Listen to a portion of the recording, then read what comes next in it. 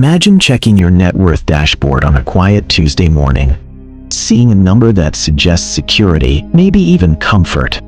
only to realize 3 weeks later that when an unexpected opportunity or emergency arises, you cannot access most of that money without significant penalty, loss, or delay. In that moment of disconnect between the number on the screen and the resources actually available to you is where the illusion of net worth begins to unravel.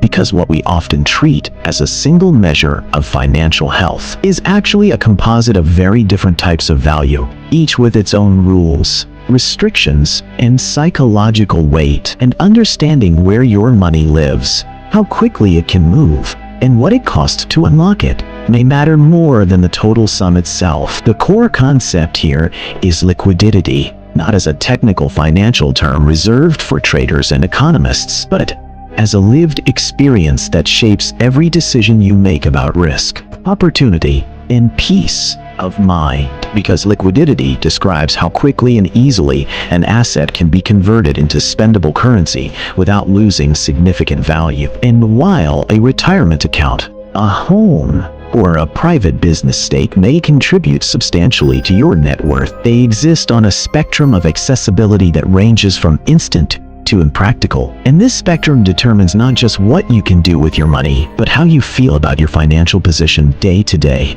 month to month, year to year. Psychologically, we tend to aggregate assets into a single net worth figure because the human brain prefers simplicity over complexity, and seeing one large number provides a sense of coherence and progress that feels rewarding. But this cognitive shortcut can mask important realities, such as the fact that two people with identical net worths can have radically different financial flexibility depending on how their wealth is allocated, with one holding mostly cash and short-term instruments, while the other is heavily invested in illiquid assets like real estate or retirement accounts. And this difference influences everything from their ability to respond to emergencies to their capacity to seize time-sensitive opportunities without incurring debt or selling under pressure. To break this down mathematically, consider a simplified framework where we categorize assets into 3 liquidity tiers: immediate, cash, checking, savings, short-term,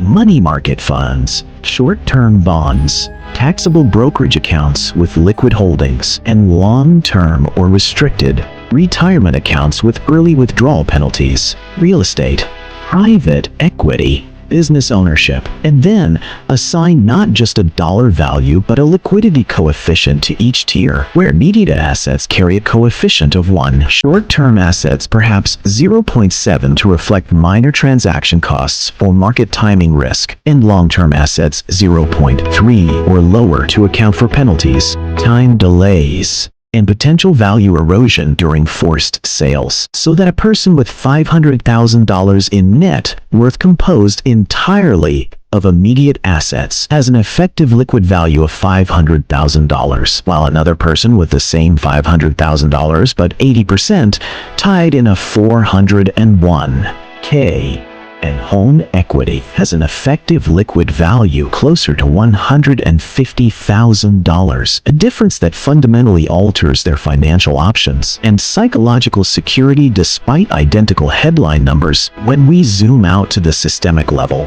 this liquidity mismatch is not an individual failing, but a structural feature of modern financial systems that encourage long-term saving and asset accumulation, while providing limited mechanisms for accessing that wealth without cost. And institutions from banks to governments design products and policies that reward locking money away, which serves macroeconomic stability but can create microeconomic friction for individuals navigating life's unpredictable demands. And this tension becomes especially pronounced during periods of economic transition, when the assets that appreciated in one environment may become harder to convert in another, and the people who understand their personal liquidity profile, not just their net worth, are better positioned to adapt without panic or loss. The identity shift that follows this understanding moves you from chasing a bigger number to cultivating a more functional allocation, where you begin to ask not just how much do I have, but how much can I use